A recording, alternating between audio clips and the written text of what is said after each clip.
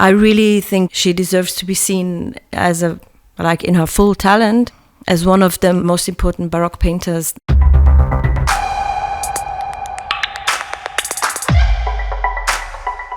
Welcome to The Love of Art, the Perrotin podcast. Here, artists speak about other artists that fascinate them. Musicians, writers, filmmakers, actors, designers, in a very personal way. We believe that art belongs to everyone. As French sociologist Pierre Bourdieu wrote in L'amour de l'art, culture is not a privilege bestowed by nature. If everyone had the means to obtain it, it would belong to everyone. Based between New York and Los Angeles, Katherina Olschbaur explores the relationship between representation and abstraction, creating distinct viewpoints on light, color, and form. Her work draws on references from culture and art history to her own experiences and personal memories. In this episode, she talks about the Baroque Italian painter, Artemisia Gentileschi. Enjoy!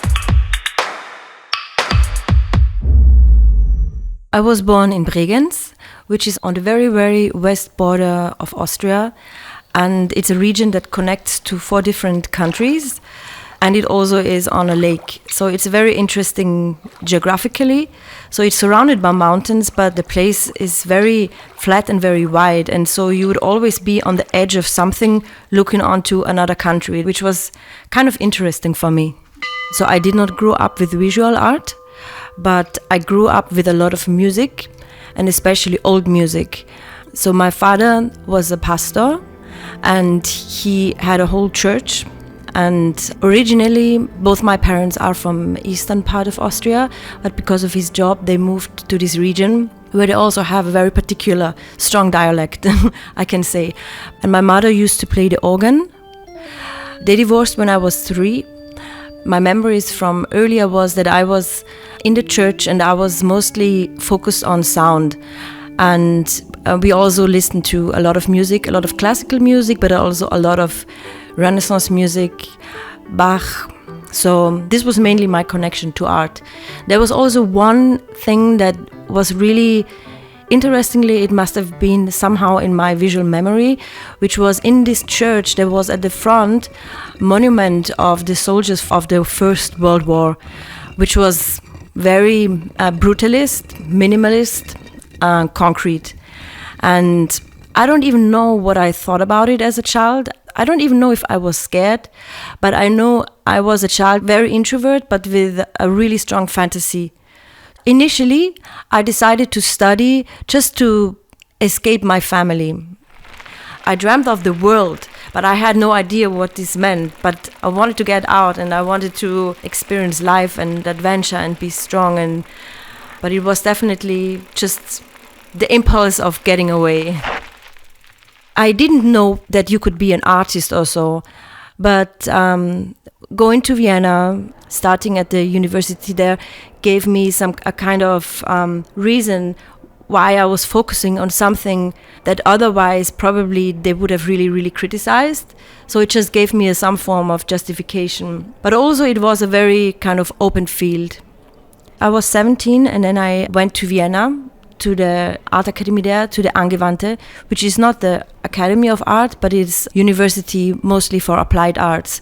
They have a very small art field, but they also have a lot of theory. And during that time, it was not very cool to look at old art. So it was just not conceptual enough. And it was really off. And the whole class went to Rome. I was late teenager. We saw an exhibition of Artemisia Gentileschi, a painter that I was not aware of, and before that I was also not really being introduced to a lot of female painters, which talks a lot about my own upbringing, of course, and the whole mindset there. And I don't even know if it was really important to me that she was female, but of course it was. And then also her language was very, very powerful to me, and so it was very, very early experience that I had with her. And I just remember, I don't even know, my 20s I was all kind of really half here, half not here, but I know the presence of these works, they were really stuck with me. I was really attracted to the way how she painted the arms.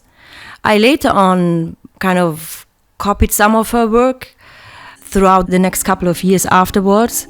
But I think it was the drama, it was her play with light and dark.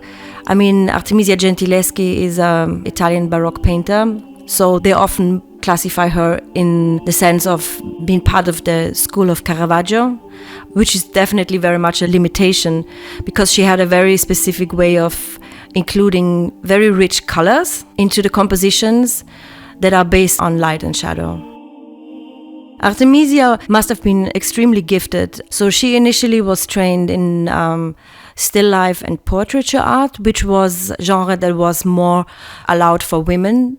But she was very keenly interested in historical and allegorical and biblical paintings and sujets. So she developed that, and her father, Orazio Gentileschi, with whom she also studied, recognized that, and he gave her then the tools.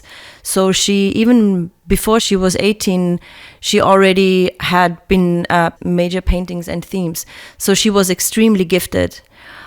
Since she was a woman, not everyone was actually acknowledging that, or she was always in some way reduced, but people, also critics, have been recognizing her talent from an early time on.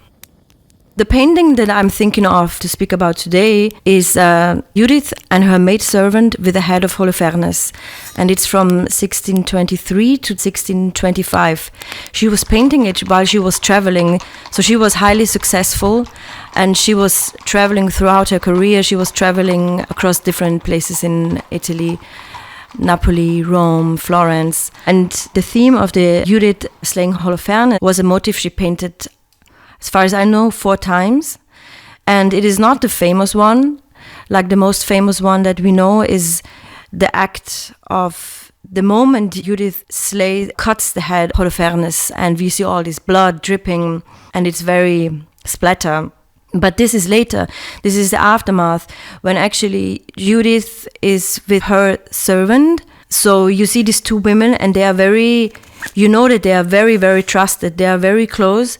And so her servant, Arba, is putting the head into, like wrapping the head to bring him out of the place. And Judith is watching. She's watching her, and she's holding her hand on a candle. And the whole choreography of light in this painting is extremely strong. And I wanted to talk about this painting because it's a little bit less known.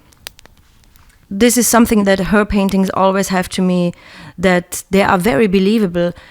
Like the expression of the faces, you see the fear, but you also see their strength. And since this is a theme that's been repeated so many times also by other painters, less talented, sometimes men, they were mostly focusing on the fact how erotic these women are, but they were not believable strong, that you really with your own arms cut the head of a strong guy. Her whole career or her work was often seen or in some way reduced to one incident that happened late in her teenage time, when Artemisia Gentileschi was raped by a friend of her father, Agostino Tassi, and there was a very, very, very big trial. This trial is still there, so one can actually look and read the whole documents and also learn about the whole cultural background of Rome in the 17th century, in that time.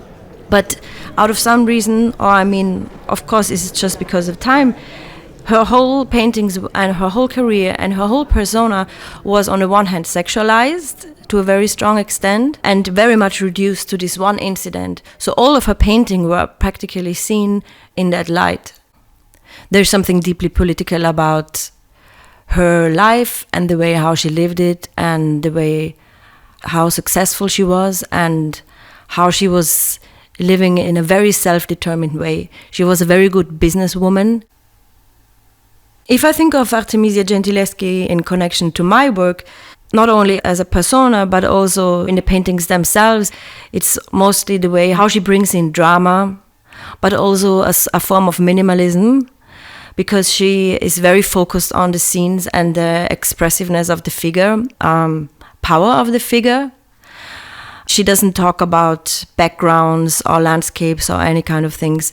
So I think it's mostly her treatment of light and shadow that I connect on a very, very strong level in my work. Not directly, but I see strong connections there.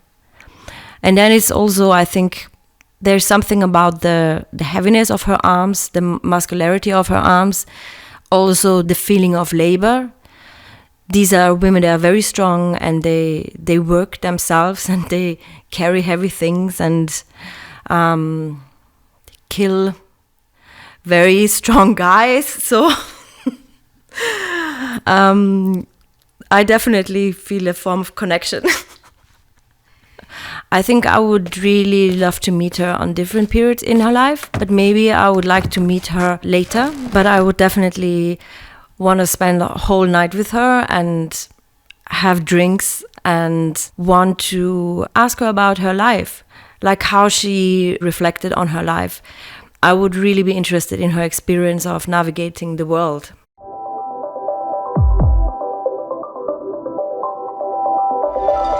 We hope you enjoyed this discussion with Katherina Olschbaur about Artemisia Gentileschi.